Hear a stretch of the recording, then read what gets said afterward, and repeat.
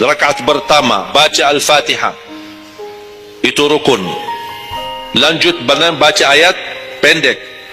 Anda tidak sadar, habis waladhdallin amin, Allahu Akbar, lupa baca ayat, itu diganti dengan sujud sahwi. Itu kalau di salat wajib. Tapi kalau di salat sunnah, tidak ada wajib atau rukun selain suratul Fatihah. Jadi Anda kalau salat sunnah cuma suratul Fatihah, kemudian takbir, rakaat yang kedua suratul Fatihah, dan kemudian langsung ruku', sah salatnya, tidak apa-apa. Tidak harus baca surah-surah yang lain. Itu di salat sunnah.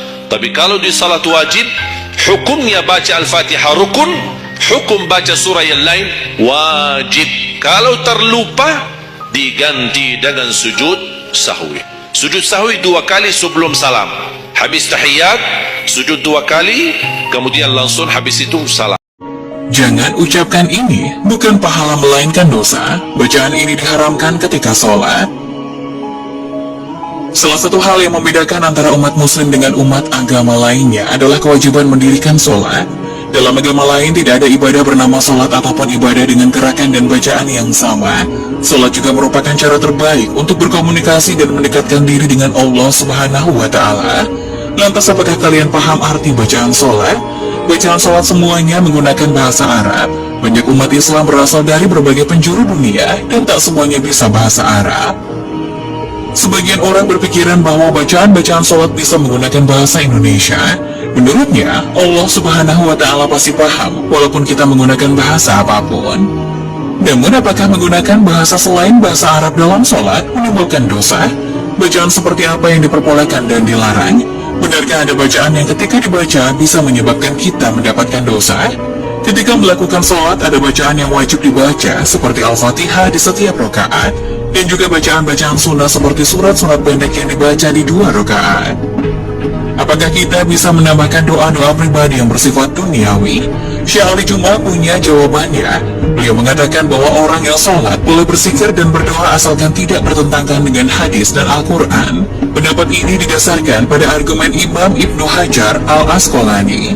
Beliau berkata, Imam Ibnu Hajar dalam Fathul Bari menjelaskan sabda Nabi mengenai doa yang dibaca setelah tasyahud.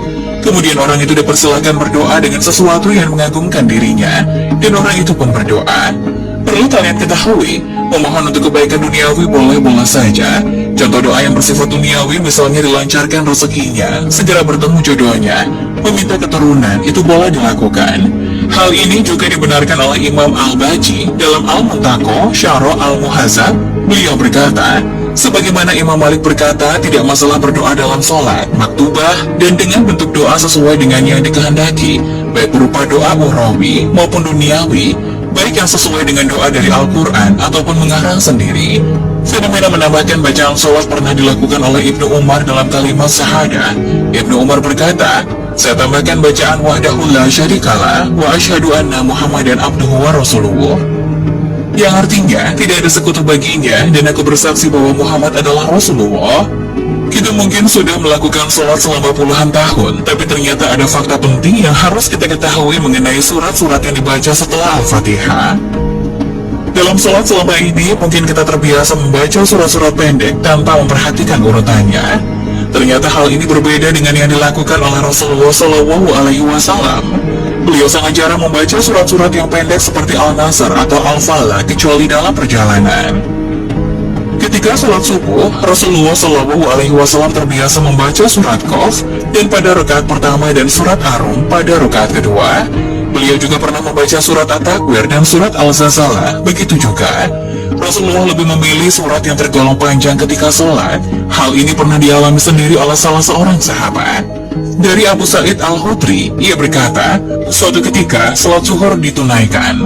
Lalu seseorang pergi ke Baqi dan ia melaksanakan aktivitasnya. Kemudian ia berwudu lalu mendatangi jamaah sholat.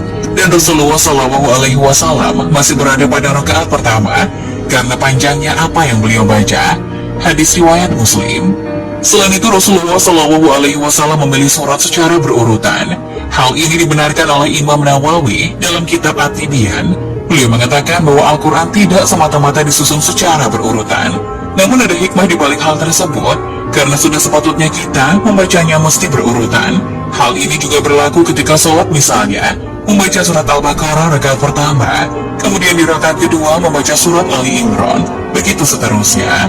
Bagaimana jika pada rakaat pertama kita membaca surat An-Nas? Imam Nawawi meriwayatkan bahwa sebagian ulama mengatakan setelah membaca surah An-Nas, dilanjutkan dengan surat Al-Baqarah pada rakaat kedua.